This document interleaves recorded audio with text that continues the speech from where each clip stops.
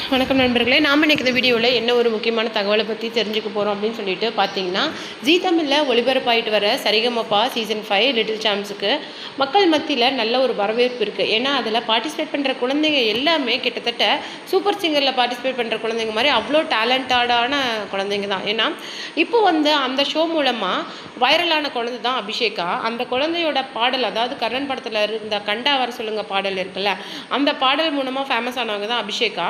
அது மட்டும் இல்லாமல் கிட்டத்தட்ட இப்போ இந்த சீசன் ஸ்டார்ட் ஆனதுலேருந்தே 6 பாடல்கள் பாடியிருக்காங்க. அந்த 6 பாடல்களையுமே பாடல்களுக்கு 2 முறை கோல்டன் ஷவர் வாங்கியிருக்காங்க.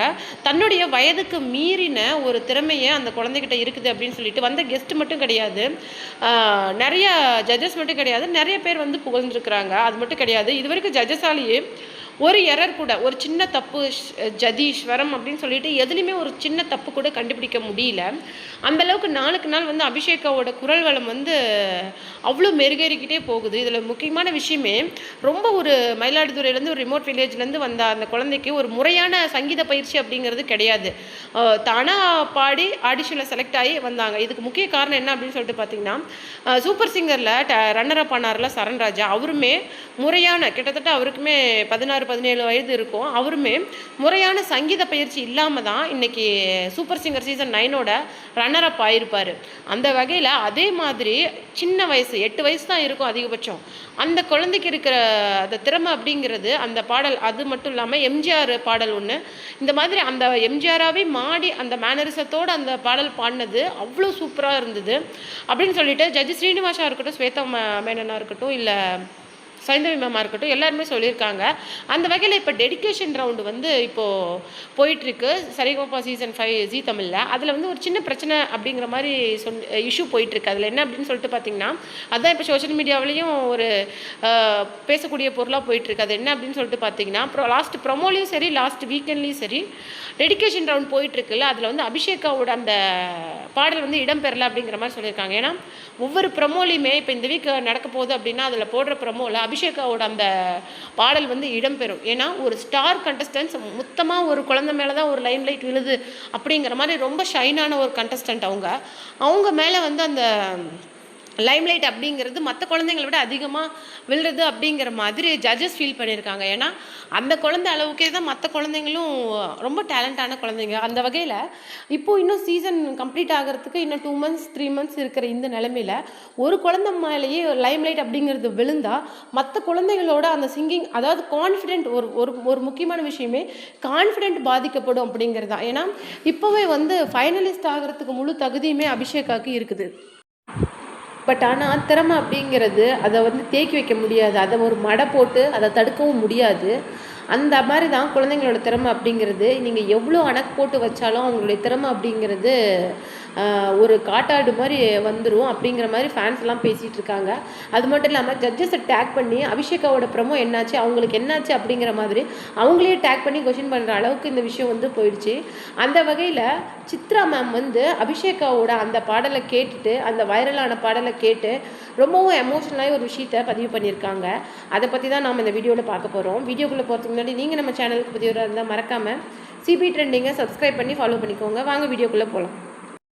சித்ரா மேம் அந்த அபிஷேகாவோட பாடலை கேட்டு என்ன சொல்லியிருக்காங்க அப்படின்னு சொல்லிட்டு பார்த்தீங்கன்னா, நான் சூப்பர் சிங்கரில் இருந்த வரைக்கும் நிறைய குழந்தைங்க பாடினதை கேட்டிருக்கேன். அதாவது வயசுக்கு மீறின தகுதி, திறமை, டேலண்ட் அப்படிங்கிறது அவங்கக்கிட்ட இருக்கும். அந்த வகையில் நான் பார்த்த வரைக்குமே அபிஷேகாவோட பாடல் அதனுடைய ஒரிஜினல் வெர்ஷனோட எனக்கு நல்லா இருக்கிற மாதிரி ஃபீல் ஆச்சு. அதாவது அந்த பாடல், அந்த குழந்தை அந்த மாதிரி மேக்கப் போட்டுக்கிட்டு பாடினதை பார்க்கும்போது எனக்கு அப்படியே கூஸ் பம்பே வந்துருச்சு. ரொம்ப சூப்பராக இருந்தது. அதுக்கப்புறம் தான் நான் இந்த குழந்தை பாடின எல்லா பாடல்களையும் லைனாக கேட்டு பார்த்தேன். Really fantastic. என்னால் நம்பவே முடியல, ஒரு 8 வயசு குழந்தை குரலோட அவ்வளோ அம்சமான பாடலாக இது அப்படிங்கிறத என்னால் ஃபஸ்ட்டு பிலீவ் பண்ணவே முடியல. அது மட்டும் இல்லாமல் கண்டிப்பாக திறமை அப்படி எங்கே இருந்தாலும் அதுக்கு அங்கீகாரம் கிடைச்சிரும். திறமை அப்படிங்கிறது அதை ஒழுகி வைக்கவே முடியாது. அந்த மாதிரி ஒரு 8 வயசு குழந்தை இன்றைக்கி இந்த பாடுது அப்படின்னா, அது முறையான சங்கீத பயிற்சி அப்படிங்கிறது இல்லாமல் அப்படிங்கிறது எவ்வளோ பெரிய விஷயம். அந்த வகையில் இந்த ஸ்டேஜில் இன்றைக்கி அந்த குழந்தை நின்றுட்டுருக்கு அப்படின்னு சொல்லிட்டு பார்த்திங்கன்னா, அது இந்த ஸ்டேஜ் அந்த குழந்தைக்கு இன்னும் 10 பத்தாது, இதை விட இன்னும் அதிகமான உயரத்துக்கு போகிறதுக்கு முழு திறமையும் இந்த குழந்தைக்கு இந்த வயசுலேயே இருக்குது அப்படிங்கிறது தான் உண்மை. அதாவது டைட்டில் வின்னர் இன்னும் வாய்ப்பு கிடைக்கிறது அப்படிங்கிறதெல்லாம் இரண்டாவது பட்சம். ஆனால் நல்ல மனசு, குழந்தையோட மனசில் தெய்வம் இருக்குது அப்படிங்கிறது உண்மை தான். அதே மாதிரி அந்த பொண்ணு டெடிகேஷன் ரவுண்டில் சொன்ன விஷயங்கள் எனக்கு ரொம்பவும் கண்கலங்கிற மாதிரி இருந்தது. அது மட்டும் கிடையாது, குழந்தைங்க பேசுகிற ஒவ்வொரு வார்த்தையுமே அவங்க வந்து ரொம்ப யோசிச்சுலாம் பேச மாட்டாங்க, ஜஸ்ட் லைக் தட் பேசுவாங்க. அந்த மாதிரி தான் அவங்க சிலர் சொல்லுவாங்கள்ல, குழந்தையும் தெய்வமும் ஒன்றுன்னு சொல்லிட்டு, அந்த மாதிரி தான் நான் பார்க்குறேன் அந்த குழந்தையோட பாட்டை.